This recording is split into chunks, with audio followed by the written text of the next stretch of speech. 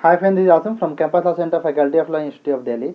Today I would like to discuss landmark case of professional ethics which is mentioned in our case mat. Case का नाम है इंदिरे अरुंधति राय। ये 2002 का case है और ये जो केस है वो मुख्य रूप से कंटेम्प्ट ऑफ कोर्ट पे बेस्ड है। तब इस केस के फैक्ट, इशू और जजमेंट पे आते हैं। इस केस के फैक्ट ये हैं कि नर्मदा डैम के जजमेंट के बाद नर्मदा बचाओ आंदोलन के जो सपोर्टर्स होते हैं वो सुप्रीम कोर्ट के बाहर प्रोटेस्ट करते हैं और स्लोगन शाउट करते हैं। इन प्रोटेस्टर्स को लीड करने वाले प्रशांत भूषण, अरुंधति राय और मेधा पाटकर होती हैं। तो इनके अगेंस्ट में एफआईआर फाइल किया जाता है और सुप्रीम कोर्ट में contempt of court proceeding initiate की जाती है और उनसे पूछा जाता है कि आप लोगों के अगेंस्ट में contempt of court proceeding initiate क्यों ना की जाए। इसका जवाब में ये लोग बोलते हैं कि इंडियन कॉन्स्टिट्यूशन के फंडामेंटल राइट के तहत जुडिशरी का क्रिटिसिज्म करने का राइट भी उन्हें मिला हुआ है जो फ्रीडम ऑफ स्पीच के तहत आता है, इसलिए उनके अगेंस्ट में contempt of court proceeding initiate नहीं की जानी चाहिए। तो खैर ये मामला किसी तरह से टर्मिनेट हो जाता है और कंटेम्प्ट ऑफ कोर्ट प्रोसीडिंग जो है वो इनिशिएट नहीं होती है। लेकिन इसी बीच अरुंधति राय जब सुप्रीम कोर्ट में अपना एफिडेविट सबमिट करती हैं तो उस एफिडेविट में वो कुछ ऐसा लिखती हैं जिससे देख करके सुप्रीम कोर्ट के जजेस को ये लगता है कि अरुंधति राय ने अपने इस एफिडेविट के माध्यम से सुप्रीम कोर्ट का कंटेम्प्ट किया है।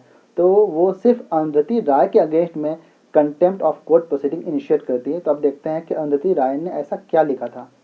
अरुंधति राय ने लिखा था, in recent month this court has issued judgement on several major public issues they have materially affected for better और for worse the lives and livelihoods of millions of Indian citizens whatever the justice or injustice of these judgments, whatever their final legal points, for the court to become intolerant of criticism or expression of dissent would mark the beginning of the end of democracy.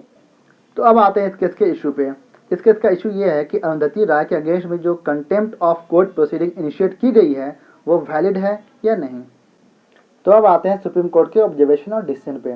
Supreme court Indian constitution के article 19 को explain करते हुए कहती है कि Indian constitution के article 19 के तहत सभी सिटीजन को फ्रीडम ऑफ स्पीच और एक्सप्रेशन दिया गया है। लेकिन साथ ही साथ सुप्रीम कोर्ट ये भी कहती है कि इंडियन कॉन्स्टिट्यूशन के आर्टिकल 129 के तहत सुप्रीम कोर्ट को कोर्ट ऑफ रिकॉर्ड डिक्लेयर किया गया है और ये कहा गया है कि सुप्रीम कोर्ट के पास वो सारे पावर होंगे जिनके माध्यम से वो सुप्रीम कोर्ट के कंटेम्प्ट के लिए किसी को भी पनिश कर सकेगा। और यही अधिकार जो है इंडियन कॉन्स्टिट्यूशन के आर्टिकल 215 के तहत हाई कोर्ट को मिला है। इसलिए अगर कोई भी पर्सन फ्रीडम ऑफ स्पीच और एक्सप्रेशन का इस्तेमाल करते हुए सुप्रीम कोर्ट के डिग्निटी को लोअर करता है या फिर उसकी गरिमा को आघात पहुंचाता है तो सुप्रीम कोर्ट इंडियन कॉन्स्टिट्यूशन का आर्टिकल 129 का इस्तेमाल करते हुए उसे कंटेम्प्ट ऑफ कोर्ट के लिए पनिश कर सकती है और हाई कोर्ट इंडियन कॉन्स्टिट्यूशन का आर्टिकल 215 के तहत इस तरह के ऑफेंस के लिए पनिश कर सकती है। फाइनली सुप्रीम कोर्ट कहती है कि अरुंधति राय ने अपने एफिडेविट के माध्यम से सुप्रीम कोर्ट के डिग्निटी को लोअर किया है, यानी कि उसकी गरिमा को आघात पहुंचाया है, इसलिए वह कंटेम्प्ट ऑफ कोर्ट की दोषी है और सिंबॉलिक पनिशमेंट के तौर पे अरुंधति राय को 1 दिन के लिए जेल भेजा जाता है और 2000 रुपया सिंबॉलिक पनिशमेंट के लिए पेनाल्टी चुकाने के लिए कहा जाता है। तो इस केस के फैक्ट, इशू और जजमेंट यही है। आई होप कि आपको वीडियो समझ में आया होगा। अगर वीडियो पसंद आए तो लाइक कीजिए, शेयर कीजिए, सब्सक्राइब कीजिए। Thank you so much.